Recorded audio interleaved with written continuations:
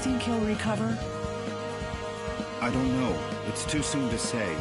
We should let him rest. There are thousands of bodies piled in the streets. He's been very feeble for weeks. He can't get up. He doesn't speak. Do you think we should call a doctor? Call a doctor? Here? You're right. Let's just hope he wakes up one of these days.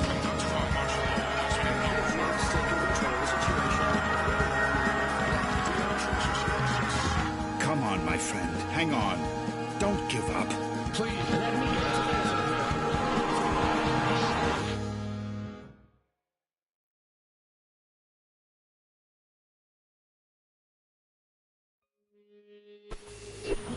Wake up, Michael. Come on, you have to wake up.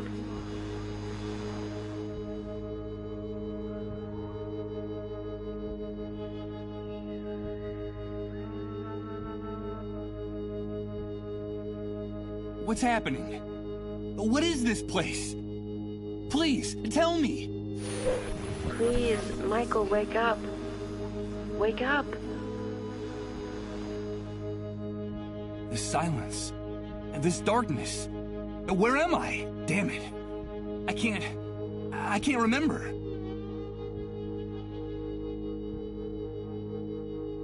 Who are you? Who's there? Michael, please wake up. You have to wake up. Michael? Is that my name? Please tell me where I am. I can't remember anything. Where are you? Where are you hiding? Wake up, Michael. Please wake up. Don't go! Please! Come back! Come back! This silence. This empty...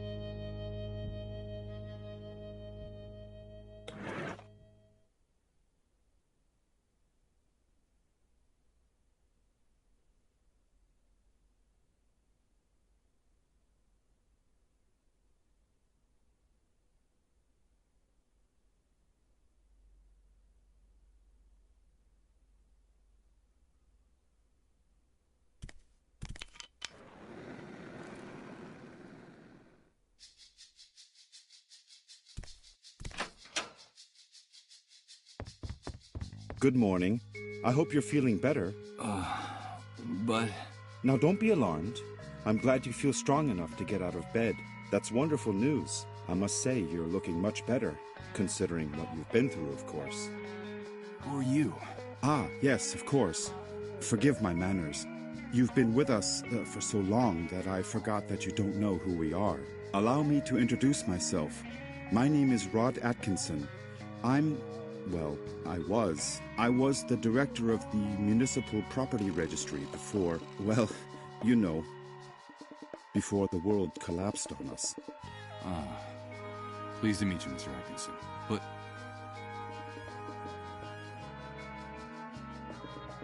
can you tell me what I'm doing here? Yes, of course. I think we owe you an explanation. A few days after the Great Wave, we found you lying in a ditch near the airport. You were badly injured and unconscious. We couldn't just leave you there. Someone had already stolen your luggage and identification. It was awful. So we decided to take care of you ourselves and brought you here. You've been with us ever since. By the way, I should tell you that when we found you, your clothes were ripped to shreds, so we threw them away. The clothes you're wearing now are mine. You'll find more things in that wardrobe. If you need anything, just help yourself. Thank you, Mr. Atkinson. But...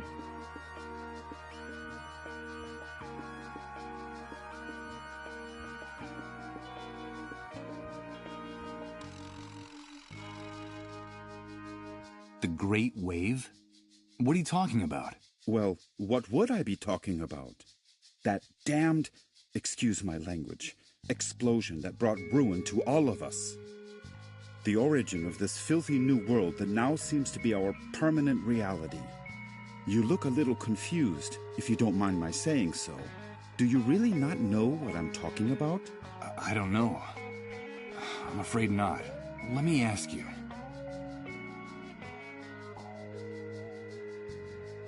You said with us.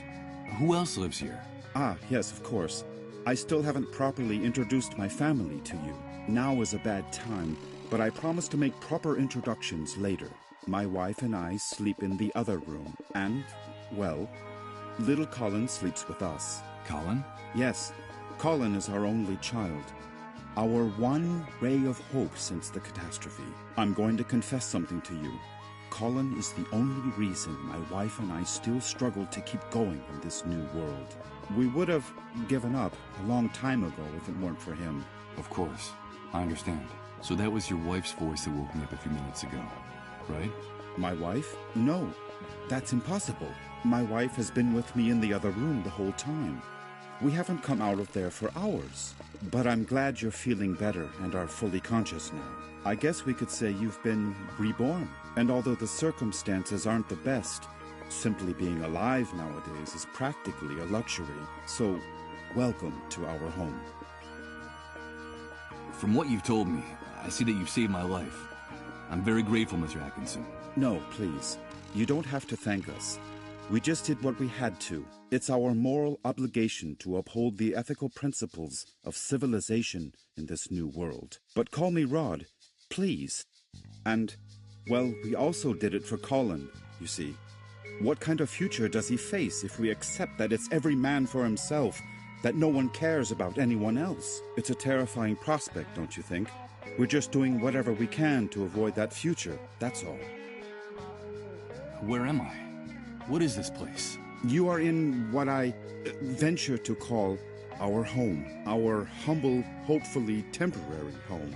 This is one of the many trailers that make up the refugee camp. Excuse my crude language. Have nothing more than plastic tarps and cardboard for shelter. Wait a second. Did you say refugee camp?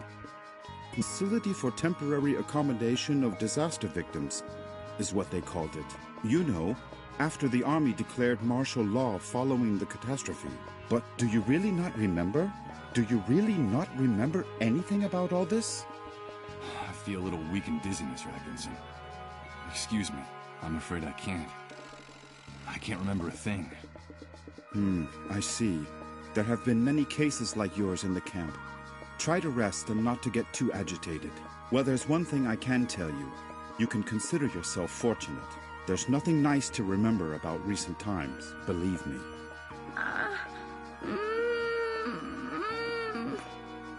Rod! Rod!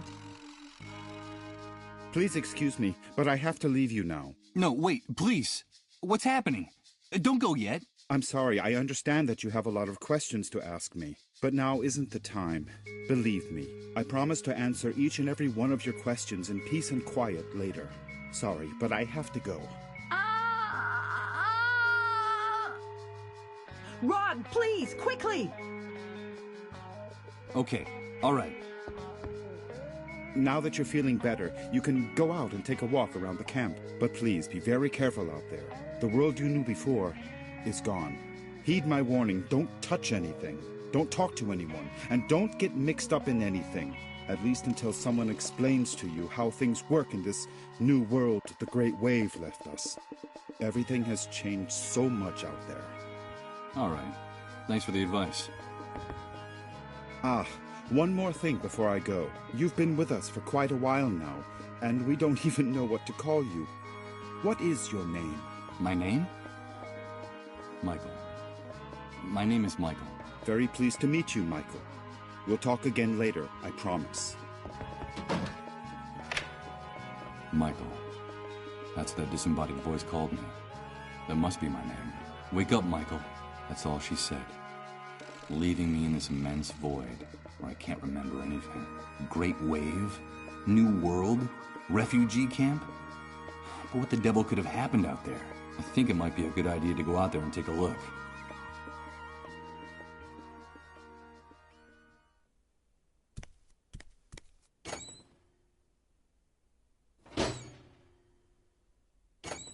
With the glass in the door broken, and that thick coating of grease lining it, I doubt anything's been baked in this oven for a long time.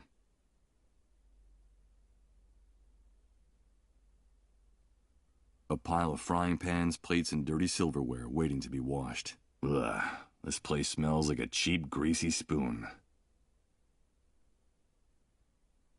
I'm not going to snuff out this oil lamp. This place looks sinister enough with light.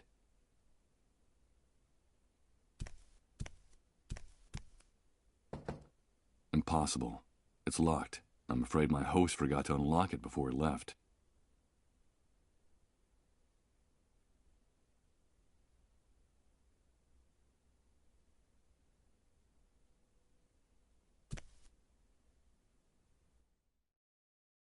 Good God.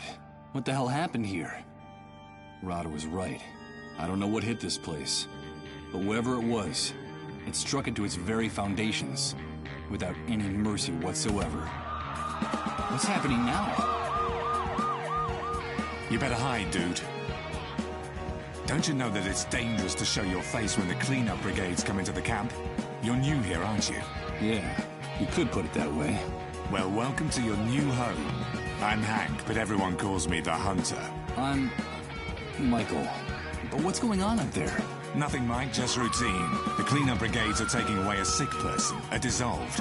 You know how it is, just doing their job. Ironically, that house belongs to one of the camp moles. Those traitorous scumbags. Brigades, dissolved, moles. I don't know what you're talking about. I can't remember anything. Oh, I see, you're a blankhead.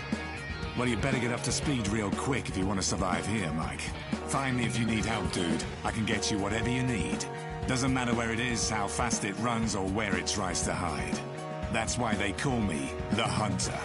All right. I'll remember that. Come back here! Don't take her away! Don't you know who I am? Come back here!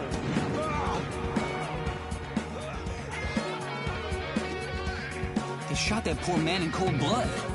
But why did they do that? Hey, Hank?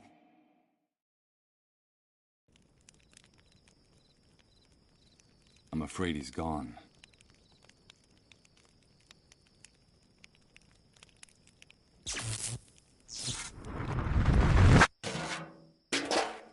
But what's happening?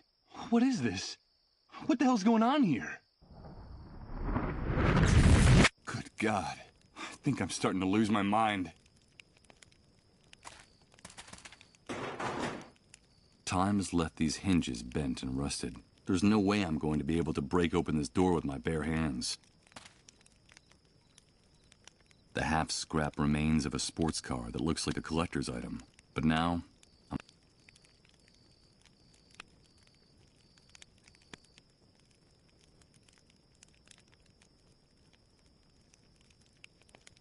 someone improvised a bonfire. Although the smoke starts, it seems like the only heating system.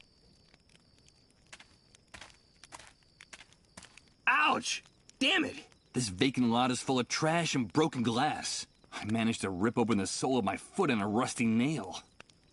Hey! It's not a good idea to walk around barefoot in this enormous trash heap. You won't get very far without shoes. Yeah, thanks for the tip. The tip is yours to keep. But if you come near my things, you're a dead man. Understood? Wait, I recognize you. Aren't you the guy Rod's been taking care of in his trailer all this time? Yes, I am. Do you know Rod? Of course I do. Everyone in the camp knows Rod. You owe him your life. Don't doubt that for a second. Nowadays, no one in his right mind would do what he did for you. For a total stranger. Yes, I'm very grateful to him. But tell me, can I ask you a few questions?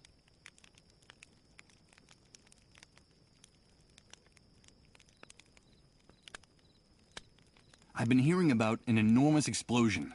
The Great Wave. What on earth are they talking about? What kind of question is that? Where have you been all this time? Sleeping in a cave? Well, you could say that. The Great Wave is the reason we're confined here like animals. The entire world went to hell in a handcart that day, and we went with it.